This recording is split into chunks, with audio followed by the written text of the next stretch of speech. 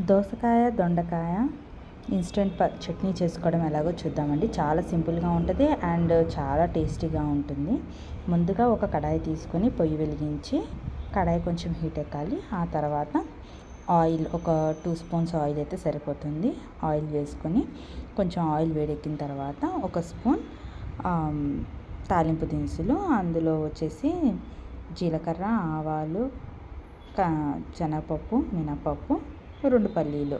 So అవి వేగుతున్న టైంలో మనం ఏంటంటే ఈ ముక్కలు ఏవైతే దొండకాయ, దోసకాయ, టమాటా ఇంకా పచ్చిమిర్చి కడిగేసుకుని ముక్కల కింద కట్ చేసుకొని తర్వాత ఒక నిమ్మకాయ సైజ్ అంతా చింతపండు ముందుగానే రెడీ చేసుకొని ఉంచుకోవాలి. పచ్చిమిరపకాయలు ఎక్కువ వేస్తాను, ఎందుకంటే దొండకాయకి కొంచెం పచ్చిమిరపకాయలు ఎక్కువ పడతాయి. ఈవెన్ గోంగూర పచ్చడి చేసుకున్న పచ్చిమిరపకాయలు ఎక్కువ పడతాయి. సో ఆ తాలింపు దినుసులు వేగిన తర్వాత మనము ముందు పచ్చిమిర్చి వేసుకుంటాము.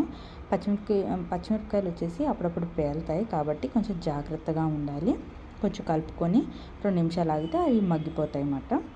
ఆ తర్వాత మనం కట్ చేసి పెట్టుకున్న దోసకాయ, దొండకాయలు వేసేసుకోవాలి. నేను దోసకాయ వచ్చి గింజలతో పాటే వేసాను, ఎందుకంటే అవి లేతవి కాబట్టి పలుకుగా టేస్టీగా ఉంటాయి, బాగుంటాయి. సో ఇష్టం లేని వాళ్ళు అవి గింజలు తీసేసుకోవచ్చు. దొండకాయలు వచ్చేసి నేను పచ్చివనే కాదు, నేను పండు దొండకాయలు కూడా వేస్తాను, పుల్లగా బాగుంటాయి. జనరల్గా నేను దొండకాయ పచ్చడికి మోస్ట్లీ పండుగా ఉన్న దొండకాయలు వేసేస్తాను అన్నమాట. తర్వాత వచ్చేసి కొంచెం ఒక 2 నిమిషాలు మగ్గిన తర్వాత ఉప్పు మనకి సరిపడంత ఉప్పు వేసుకోవాలి. ఆ తర్వాత వచ్చి ఒక చిటికెడు పసుపు వేసుకొని కలిపేసుకొని మగ్గపెట్టుకోవాలి. కొంచెం బాగా మూత పెట్టుకుంటే అది మగ్గిపోతుంది. మగ్గిన తర్వాత మనము కొంచెంసేపటికి మళ్ళీ టమాటాలు వేసుకోవాలి. టమాటా వేసుకొని కలుపుకొని మళ్ళీ మూత పెట్టుకోవాలి, ఎందుకంటే దొండకాయలకు వచ్చేసి టైం ఎక్కువ పడుతుంది కొంచెం మగ్గడానికి. బట్ ఏంటంటే ఇవన్నీ వేసేస్తాం కాబట్టి తొందరగానే మగ్గిపోతుంది. ఆ మగ్గిన తర్వాత నా దగ్గర కొత్తిమీర కాడలు ఉన్నాయి. సో ఆ కాడలు వేస్ట్ చేయకుండా వీటిలోనే నేను కొత్తిమీర కాడలు కూడా వేసేస్తాను.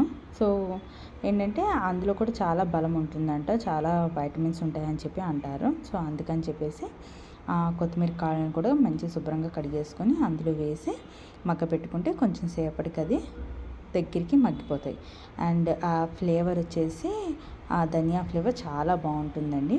సో ఎప్పుడన్నా కూడా కాడలు వేస్ట్ చేయకుండా ఇలా వేసుకోవచ్చు, లేదంటే ఆ కాడల్ని చిన్న ముక్కల కింద తరిగి సాంబార్లో కూడా వేసుకోవచ్చు. నేనైతే పచ్చడి చేసేస్తాను, ఎందుకంటే అవి కాళ్ళ కింద కనపడవు కాబట్టి.